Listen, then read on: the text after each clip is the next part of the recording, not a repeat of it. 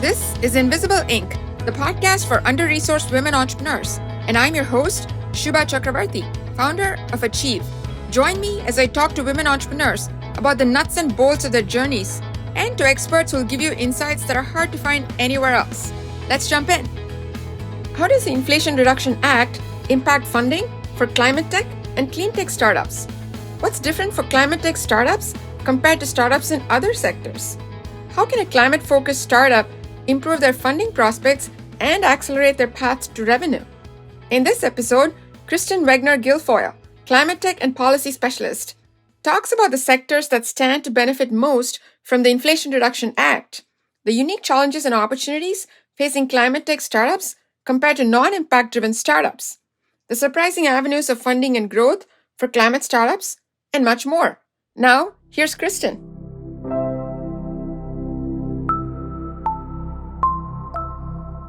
Good afternoon, Kristin. Thank you for joining us today. We're super excited to talk to you. Thank you so much. I'm excited to be here. Tell us a little bit about your background and what got you interested in climate tech and clean tech in the first place. Sure. So I think I've been interested in climate tech and clean tech before it was even a thing.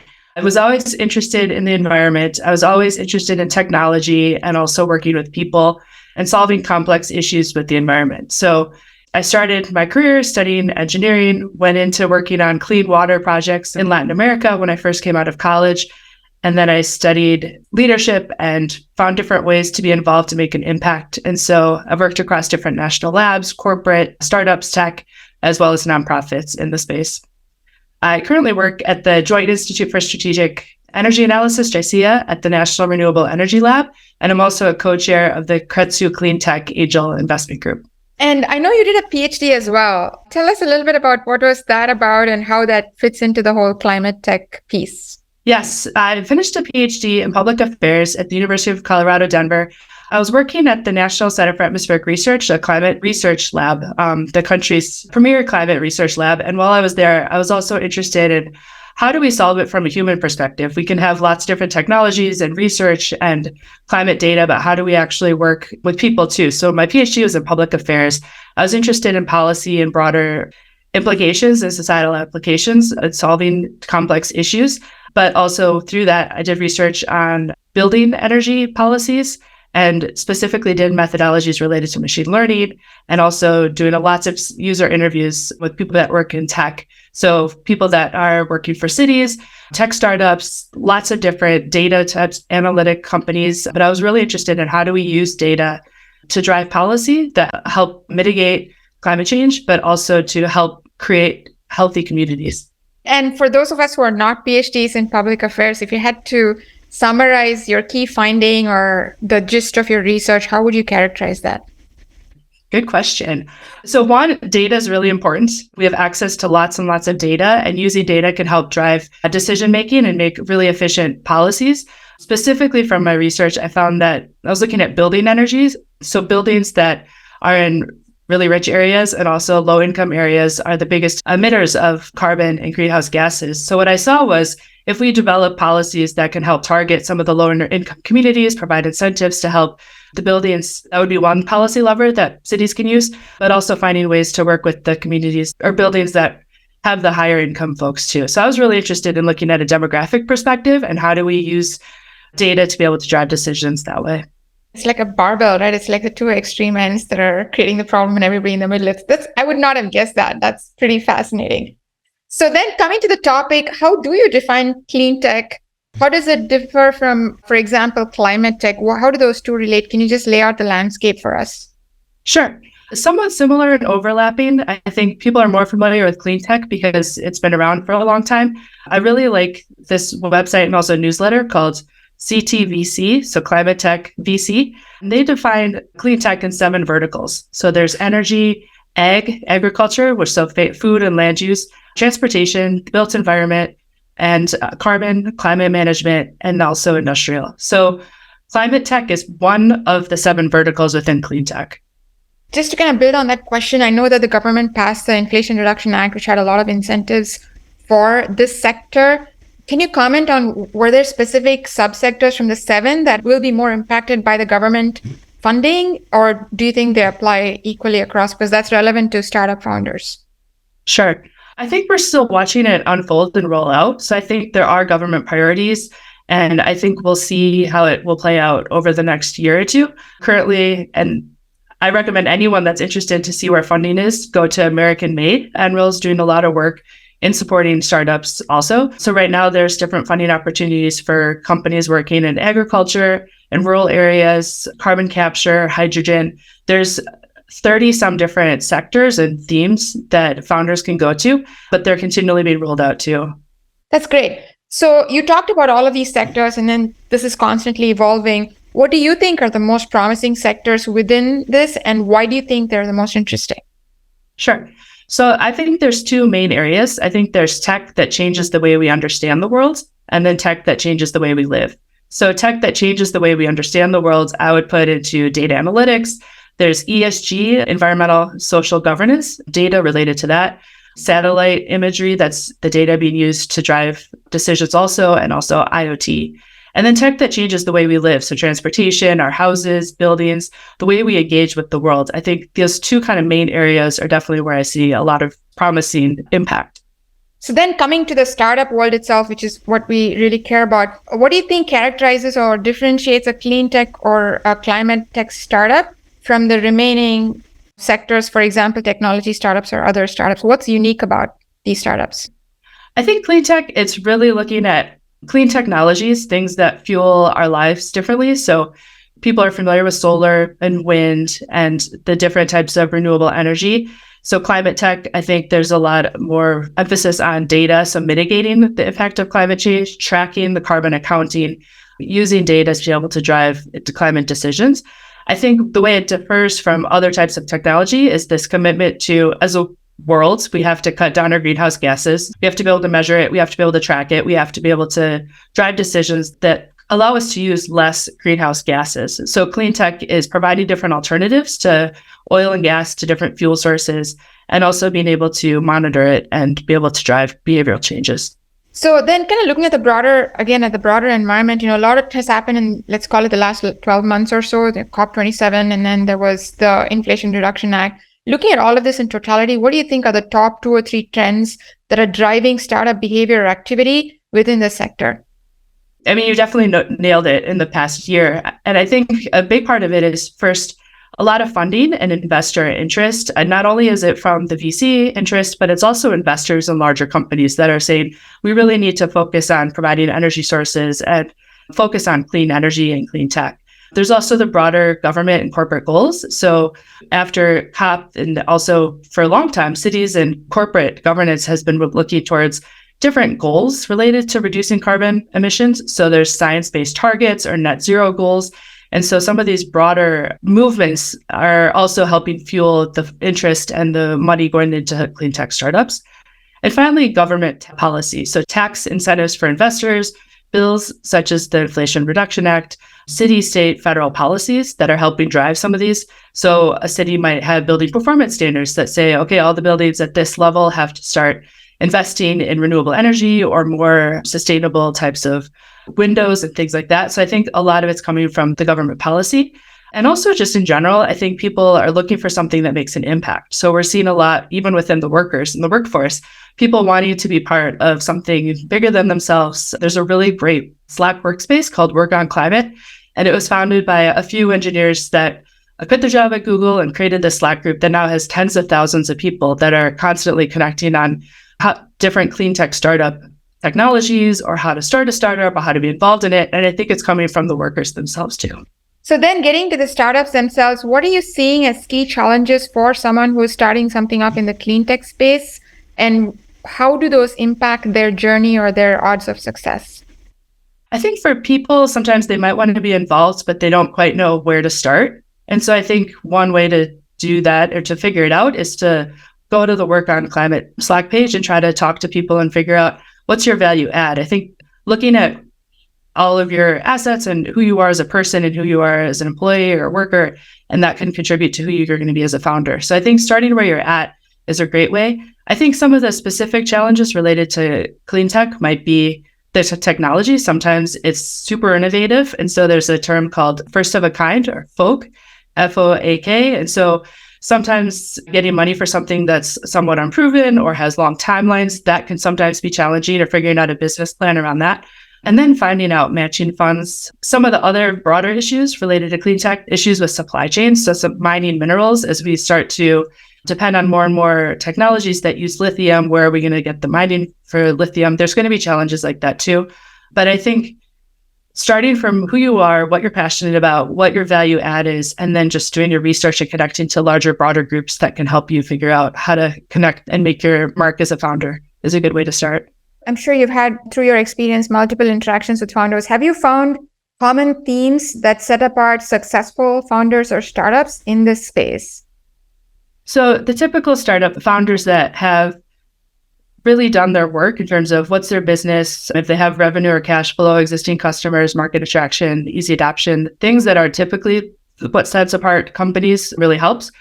But for clean tech specific, I think having a North Star of where you want to get to is also helpful. Having policy awareness of not only product market fit, but where are the opportunities, where are the incentives or perhaps mandates that might drive people to use your technology. I think having a broader understanding of the interconnectedness of our country or our community is really helpful.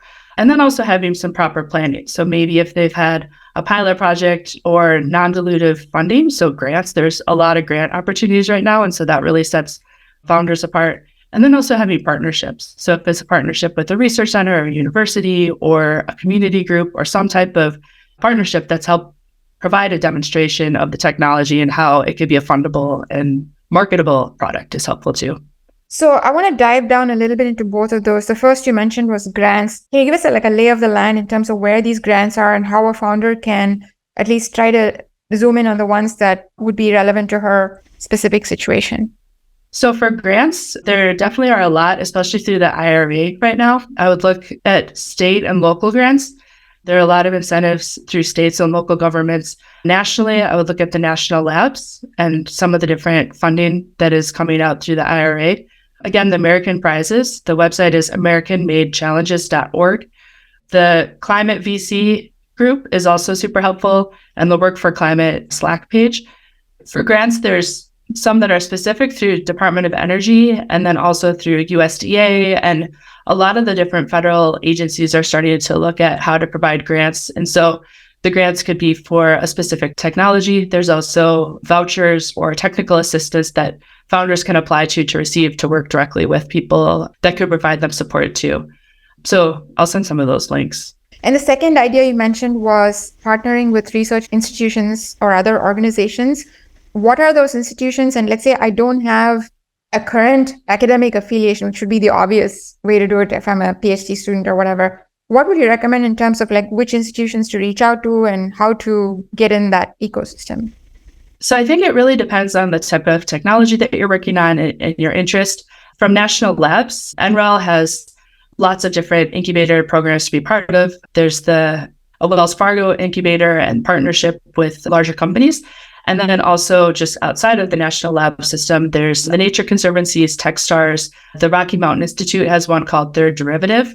And so there are lots of different incubators in that way. A lot of the companies too have sustainability incubators. So Google, IBM, Amazon, and a lot of those companies would even provide in-kind support. So you're part of an incubator, you're part of an accelerator, and at the end of your time, then they provide cloud credits or they provide some type of financial support or grant afterwards too. So I would start with some research, but I would also just Google sustainability accelerators, or if it's a specific technology like prop tech, then you would find Impel Plus is the Lawrence Berkeley National Labs incubator. So finding a specific technology and then searching based on that. So now we've kind of talked about the places where you can research, all of that stuff. So let's say you come to a position where you have a real idea, you're going out to get investment. And I know that you have continued to play a pretty significant role in terms of leading due diligence. So we come to the investability of a clean tech or climate tech startup. Can you give us an overview of what you as a potential investor would look at from a due diligence perspective when you're looking at one of these clean tech startups? I would look at product market fit, existing partnerships. IP is especially critical, and knowing whether it's been with a partnership or not, who owns the IP. And then my personal investment thesis is What do I believe in? Where can I add value that others can't? How big is the space and the total addressable market that the founder is working in? And then what's their acquisition timeline and what are their advantages if it's the technology or if they're ahead of the curve or if it's a regional application. So those are some of the things that we look for. So those teams will typically look at all of those different things that I've looked at. We'll meet closely with the founder. We'll ask questions. We'll look at some of their documentation or perhaps review other due diligence reports that have been done by other angel groups in the past and really dive in to see what is the technology, what's the product, what's the overall market and business plan for this approach. But at the end of the day, we're also looking to invest in people. And so not everything has to be done. I think it's also helpful for the founder to identify gaps and to say these are areas where we need to work together, but that's the overall process. And if I'm a climate tech founder or a clean tech founder, how long I should expect the due diligence process to take? I'll say one thing. First, for the due diligence, if you're working with something like a national lab accelerator or one of the ones that I mentioned, they'll work with you on that process. So you're already kind of ahead of the game by the time you get out of it. If you are a founder, you're working more independently and you already have customers and a business plan and you're already out, then typically it might take a few months by the time we get the team together, schedule a couple calls. So you're looking at the upside. There are a couple of wrinkles, as you mentioned, from a clean tech perspective, and I want to kind of zoom in on those. You mentioned IP, you mentioned policy, and then you mentioned product market fit. Let's go each of those. So let's look at product market fit. From a clean tech perspective, what do you think is most critical for a founder to look at to make sure that they have product market fit that's different from any other traditional startup? So definitely the customers and who's buying the product, what's their appetite for the product, what's their ability to pay for the product too. So a lot of times, some of the different technologies, the customers themselves might have to require incentives, right? So right now we're looking at the different incentives for households to purchase solar. Some of the people at a home level might be looking for incentives from their city or local government too. It's a very different customer makeup and it depends on the product, but that's just one example. So specifically for EV cars, you might have a lot of people that want to buy them. What's their ability to purchase them and to get it within a certain amount of time? And then also looking at that local area, how many charging stations are there? Do you also have to work with HOAs to get them to buy the chargers, or do you have to work with cities? And so some of it is looking at the customer and their ability to buy, but also what's that larger infrastructure for once they buy the product, how are they able to use it too? And how do you expect a founder to be able to demonstrate that they have de-risked all of these market-related factors? I don't think we do. I think there's too much. I think one red flag is when someone says there are no risks or if they haven't considered risks. But I think if they've identified it, or at least broad strokes of one policy related or infrastructure related, I think that's something we're willing to work with. A founder doesn't have to solve all these things by themselves, but either identifying some of the risks and then identifying people that can help them or asking for help from our team too. I think we don't expect it to all be solved. Can you talk a little bit about IP next and what exactly are you looking for in IP? What are the typical types of IP and what should a founder be looking at to make sure that their IP is valuable and protected? Sometimes it could be software. Sometimes it could be almost, if it's the technical and hardware, it's the widget and making sure that there's a patent or at least an ability to know where to look for the patents. Sometimes I've worked due diligence on companies where they're in process of getting the IP patented, and that's okay too. But at least knowing kind of the right avenues for it to go with it. So between software and hardware, I think those are the two big ones. And then the other big thing is policy. And you mentioned how there are different levels. For example, there's federal, there's state, there's city, county, whatever. How should a founder think about policy? Because it presents both opportunity and risk. And how can they position their startup so that they're somewhat hedged against, I'll call it regulatory or policy risk? And again, I don't expect a founder to know all of these, and it's always changing. And especially in this past year, it's been changing so much. I mean, there's been $70 billion worth of dollars going into clean tech in the past year. So there's no way to know all of the different policies that are going to be impacting things, but at least having an idea of what the potential policy factors could be, right? So if EV cars as charging stations, or at least knowing at what level they should be thinking about some of the different opportunities. There's a lot of great newsletters, a lot of great information out there. I don't expect a founder to know all of it, but at least know that that exists and it might come up in the conversation. And do you have a favorite resource newsletter other than the ones you've just mentioned? Any others that come to mind? I really like CTVC, Climate Tech VC. I also really like Climate Tech Rundown, Green Biz, And there's a woman, Deanna Zhang, who does independent research and pulls together a lot of the different policy impacts and then also just clean tech in general from a really broad perspective. What are you seeing in terms of are there emerging databases, information sources in terms of how the policy is changing just because how much flux there is given the new act and all of the changes that are happening? Sure. Climate Tech VC, I think, is probably the best source I've seen for that, for clean tech startups. They make it really digestible, and they even have diagrams that show how the bill will impact certain sectors and the different monies going into it. And they do a really good job of mapping it all out for a founder. Fantastic. I'm going to sign up right after we finish talking today. So thank you for that. Then I want to move to they have 50,000 people on the newsletter. They've grown so fast in the past 2 years. I can totally understand that. So then coming to another piece, which is the team, right? So this is a really nascent area. It's growing like crazy. What do you look for in terms of team, and what should a founder do to make sure that they have a viable team to get this thing to market? Yeah, people is definitely the most important part of this entire mix. So investors definitely invest in people. So having people that you can rely on, if you're more of the product person or more of the tech person, having a couple of people that fill that gap in terms of product or the market and business perspective. And it's not just within the team. I would say we also look at the board too. And so being able to have people that can represent the different aspects of the business and also connect it to an exit, if that's your goal, or to the larger customer base too. So a lot of times, especially for founders, it's perfectly okay to have fractional CFOs or CEOs or people that are part of your actual team. But as a founder, especially for female and female identifying founders, I would say be the voice and the face of your company and bring in all the other people that you can. You don't have to do this all by yourself, and you can definitely get people in a fractional capacity. But we definitely look at people that have a business perspective, that have done this before, that can take this from 0 to 1 and do it successfully. One other thing, obviously, from an investment standpoint, financials are most important. And in clean tech, you have kind of a double-sided measure, if you will. So there's the financial returns themselves, and then there's the impact metrics. Are impact metrics important? What kind of impact metrics should a founder be thinking about? And then how do you balance financial versus impact if you're a founder to make sure that you're building the best possible startup?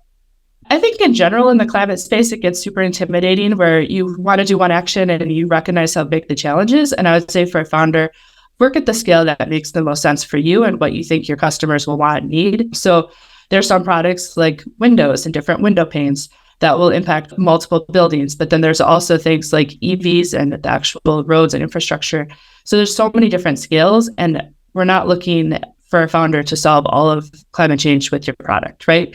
What the biggest indicator that we look at for environmental in general is greenhouse gas emissions and carbon reduction. And so there's that balance between ROI and the financial part, but then also the environment too. And I think some of the angel groups that are specifically related to clean tech are always going to look at that at the end of the day, but they're also looking at the financial ROI too. There's a lot of really interesting business models. And so I think previously, maybe decades ago, we thought that you had to be more business focused instead of environmental. And I think we're seeing a lot more interesting business models that are coming out now, like solar, community solar gardens and things like that, that you can have a positive environmental impact as well as a positive ROI. And so I would just encourage founders to focus on the scale that makes the most sense for the product and their customers. So then first I want to talk about competition and then move to female founders, which is really the topic we care a lot about. From a competition standpoint, what's unique or different about the clean tech space than for a traditional startup, and how should a founder think about the whole concept of competition, especially given how quickly things are changing? Competition, but I'd also say passion and collaboration. I think there's so much out there right now, but people are really passionate about it, and anyone outside of the company really want to help. I wouldn't look at it as competition, but collaboration. And how do you develop partnerships, and how do you really work to understand what your customer needs and your specific value add of the product? So let's say you're starting out, there's a lot of activity, kind of like a gold rush, not exactly, but so a lot of people are going to be doing a lot of similar things. So if you're a founder, you have to have an eye out on how do you ensure that you build a viable and a sustainable, defensible startup in all of this flux that's happening. I wouldn't get swung up by all of the different funds going into it. I think there are things that are trendy and there are different things that people want to latch onto, but what makes the actual most sense for you as a founder and for your product? So one example is AI machine learning. A lot of times we'll see companies come and pitch and say, we're using machine learning, but at the end of the day, they're really not. They're collecting data or they're doing some type of analytics that's not really machine learning. So as for a founder, I would say use technology that's really applicable when you need to use it. And don't just latch on to something because it's popular or you think that's what the funders want to hear. Because honestly, we can sniff it out and we want you to do something that's actually going to make a difference and that's viable and not just something because it's popular. Got it. That's great advice. So then coming to this question of female founders in the climate and clean tech space, what have you observed in terms of what's different about them? Are they starting different types of businesses? Can you just talk about what your observations have been? I don't know if they've started different types. That's a good question. I haven't seen broad trends around there. And I think when you hear a job description and they say typically women will apply if they meet 100% of those qualifications, I think the same is true for startups. And so typically what I've seen is incredibly overqualified women that are applying or that are creating a startup and that are wanting to do it all. And I would say you don't have to do it all. You don't have to be an expert in the field. You don't have to be number one and have all these different NSF grants to be able to start a company. I think what we're seeing, especially in the space, is that we need solutions from people that can create solutions that understand the tech space, that understand software, that understand how to connect with investors, connect with customers. And I would say what's the same thing about the job description where men might apply if it's like 60%, I would say I would encourage more women. If you think you have 50% of the qualifications, we should get more women to start doing this and to be in the space because we need women to step in and to take leadership within the clean tech startup space too. And building on that same theme, we've read a lot, we've seen a lot in terms of the different treatments that women founders get relative to male founders, whether it's angel or VC. What have you observed in terms of the women founders? What can women founders do differently? And what does the investment community need to do differently so that we have more women founders starting good, solid businesses? I would say first, there's a lot of interest in supporting women founders within the investment community. I think one thing that women could do is, one, be the face of your company. I think sometimes if they're the tech expert or the product expert, I have seen women be the CEO, but almost in name only and not representing their actual company. So I always feel bad when I see that as part of a startup competition, that the woman's not actually representing it. And I don't know if it's because there's a guy that says, I'll give the pitch and there you go. The other thing is with transparency. I think as we have pay transparency and we're starting to see what people are actually paid, I would say we should do the same with cap tables. One thing I have seen is maybe a woman might have someone who she thinks is a mentor or someone that she thinks is helping her out, but realistically, she's getting much less equity than she deserves for all of her efforts. And so I think the more she's part of communities with other female founders or with other founders of clean tech startups to have real conversations of what a cap table should look like or what equity should look like, I think it's hard to negotiate if you don't know what's available and what is going on around the larger startup ecosystem. And so I would say transparency too.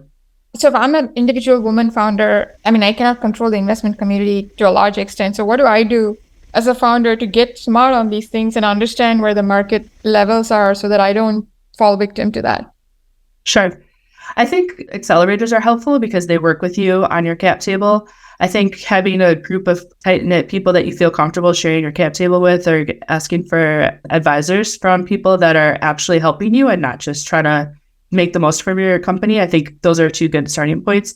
I'm part of a couple different online groups where people will say, this is what I got offered. Is this good? And people will gut check it or say that's actually really low or that's pretty good. And so I think it's helpful to have those real conversations as they come into. Build community is probably the biggest part of having people that can be honest with you and can tell you if you should ask for more. I think it's harder for us to do if we don't know the numbers. So obviously, if you're part of a good accelerator, that solves a lot of the problem. But if you aren't one of those people who is participating in an accelerator, are there groups that in other words, how do you vet that this is legitimate and that you're getting good input and honest input? And how do you select those groups to make sure that you're in the right places? Again, some of it might be tech specific. So if it's a specific area of clean tech, but also there's just groups for women founders, women entrepreneurs. I mean, I myself am part of like a Moms in Tech Facebook group. And so I always see the numbers come in on that. And I see the women step in and say, actually, that's good or not. And so I don't know if there's one blanket one that I would just say, but I think find it, and it might be specific to who you are as a person, like the Moms in Tech, or it might be specific to who you are as a founder, like Hydrogen or something like that, where you can have those honest conversations. Coming back, to wrap it all up and say, a lot has happened in the last few weeks, Silicon Valley Bank, among other things. So the environment has changed pretty dramatically for women founders in particular. What advice would you give women founders who are looking to get funded in this environment to improve their odds of getting funding for their clean tech startup? I don't think clean tech has more or less impact from SVB. So I think right now there's never been a better time to be in clean tech. There's a lot of opportunities for government funding. There's a lot of investor interest. There's a lot of policy drivers, and then also larger companies that are interested in investing in clean tech. So I think getting a lay of the land in some of those different opportunities, just starting to like some of these companies on LinkedIn or paying attention to newsletters that are sharing opportunities, looking for some of the different grants that are non-dilutive funding so that you can at least give yourself some timeline to be able to figure out where you're going from there. I think those would be the first steps. Get strategic partnerships, apply for incubators, and get that funding. Fantastic. For any aspiring woman who wants to impact the world and through a startup in this space, what advice would you give? Top 5 things that she can do Monday morning? Yeah. Top 5 things. First off, believe you can do it. I think you'll figure out your path and your impact. But first, I think it's just believing that you can do it. Finding the community and finding people that support you and that you're inspired by that are also doing it. Again, transparency and having real conversations. Do research on some of the numbers and what that actually looks like. And then getting enough funding to just get you on your way and be able to start it. But I think the first part is really just believing in yourself and knowing that you can make an impact. The climate change is a huge issue. I've worked in most of my career in this, and we need all types of people. Women are impacted by climate change the most, families are. And so we need all types of people that are founders and in this space to be able to solve some of these pressing issues. So even if you have your doubts, and we all might have our doubts of our impact, but just know that we need you to be part of this and we need to do it collectively. Fantastic. Great advice. So is there anything I should have asked you, but I didn't? I don't think so. I think you went through all of the questions. There are some resources that I was going to share. Take care of yourself. Again, this problem is always here. And I've seen people that are passionate and throw themselves into it and try to solve it. And there's always time to take a pause and to take care of yourself too, because we need the long game and we need people to be sustainable in this as we work towards sustainability together too. Fantastic. Thank you, Kristin. It's like drinking from a fire hose, but in a really good way. You gave us a lot of really good resources. So I'm looking forward to, sharing those with all of our audience. And thank you for all of your advice and insights that you shared. I really appreciate the time. It's just been great having you. Thank you so much. It's really nice to be able to discuss this and share with you. And I really appreciate this conversation. My conversation with Kristin opened my eyes to many unsuspected nuances in the climate tech and clean tech sectors. First, I was struck by the quote-unquote boring avenues that hide so much opportunity within them. Things like building code regulations, tax rules, and policy statements have tremendous upside that founders can capitalize on. Are you digging where the gold is? Second, the road to revenue and funding is so different for climate tech startups because of the dual pull of impact and financial imperatives. It's impact and returns, not impact instead of returns. Your capital stack, revenue opportunities, and growth path all look very different as a result. Are you tuned into these differences? Last but not least, I was encouraged by Kristin's pragmatic counsel to beware how big a piece of the problem you choose to bite off. Climate is big and inspiring, but it can also get very overwhelming quickly because the topic is literally planet-sized. How can you as a founder be smart about selecting and scoping the exact problem that is realistic for you to solve and yet big enough to have meaningful impact? So, what's the one lesson you will take away from this conversation to implement next week in your climate tech startup? Thanks for listening to today's episode. We have show notes and more at achieve.co. That's achieve.co/podcast. Like what you heard? Hit subscribe and share with a friend. See you on the next episode. Now, Go be an achiever.